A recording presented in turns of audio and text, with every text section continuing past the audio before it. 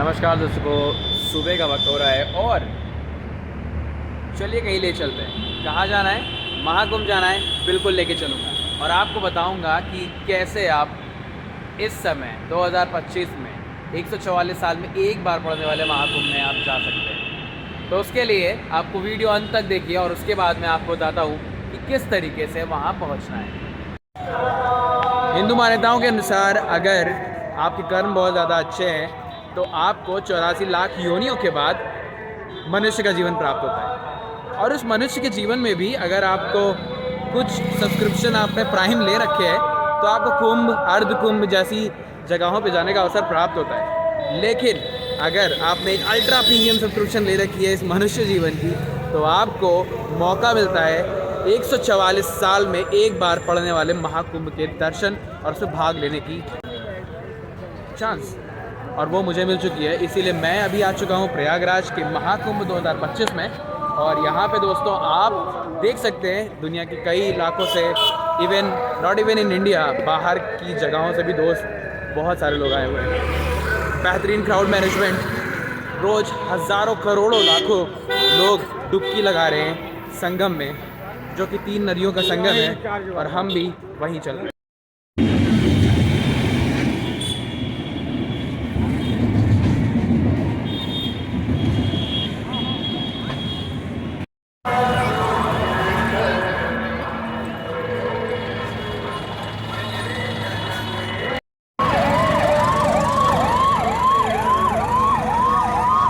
तो यहाँ की व्यवस्था ये करी गई है कि आप देख रहे हैं यहाँ पे एक मल्टीलिंगुअल बोर्ड है जिसमें आपको कई भाषाओं में जानकारी प्राप्त हो जाएगी कि आप किस दिशा में जा रहे हैं और आगे जाके क्या पड़ेगा। तो सरकार ने इसकी भी काफ़ी ज़्यादा फैसिलिटी को ध्यान रखते हुए कि हमारे यहाँ अलग अलग जगहों से लोग आते हैं और उनकी भाषाएँ अलग अलग होती है तो वो परेशान ना हो, इसलिए सरकार ने मल्टीलिंगुअल साइन बोर्ड्स लगाए हैं ताकि आप उनको देख कर समझ सकें कि आपको जाना कहाँ पर है। तो ये एक काफ़ी सराहनीय कदम है। और जैसे कहते हैं ना कि India is a diverse country, तो वाकई में यहाँ पे डाइवर्सिटी हमको शो हो रही है, दिख रही है। और आप यहाँ पे देख सकते हैं कि कितने लोग आ रखे हैं। दर्शकों, बात है आज से कई हज़ार साल पहले की, जब समुद्र मंथन हो रहा था।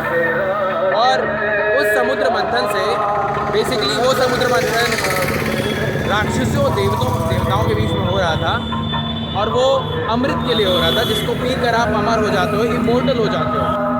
तो कथाओं के अनुसार उस समुद्र मंथन में से अमृत निकला और अमृत की 4 बूंदें जो कि उज्जैन, प्रयागराज, नासिक और हरिद्वार में जाके गिरी।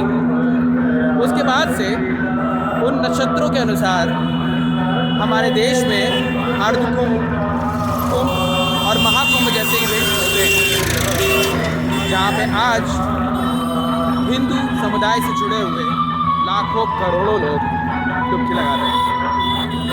जो अर्ध कुंभ है वो 6 साल पर, पूर्ण कुंभ जिसको कुंभ बोलते हैं वो 12 साल पर, और महाकुंभ जो शायद ही आपको आपके जीवन काल में एक बार मिल पाए, क्योंकि अगर ये आपने मिस किया तो आपको उसके लिए दूसरा जन्म लेना पड़ेगा। तो जो महाकुंभ है वो 144 साल बाद बनता है।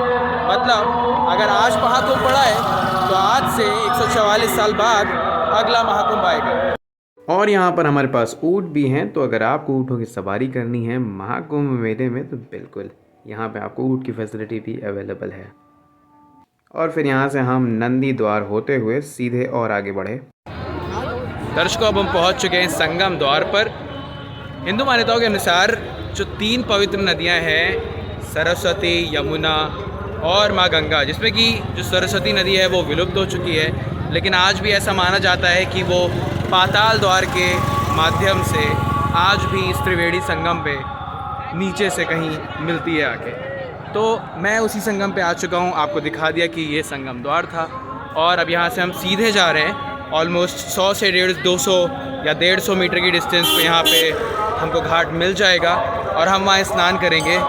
और आज के स्नान का महत्व तो इस बात से आप समझ सकते हैं कि अगर आज आपने यहाँ पे स्नान कर लिया तो आपके ना ही केवल इस जन्म के, बाकी अभी तक के लिए हुए जितने भी जन्म हैं सबका पाप नष्ट हो जाएगा और आपको सुख समृद्धि प्रदान होगी।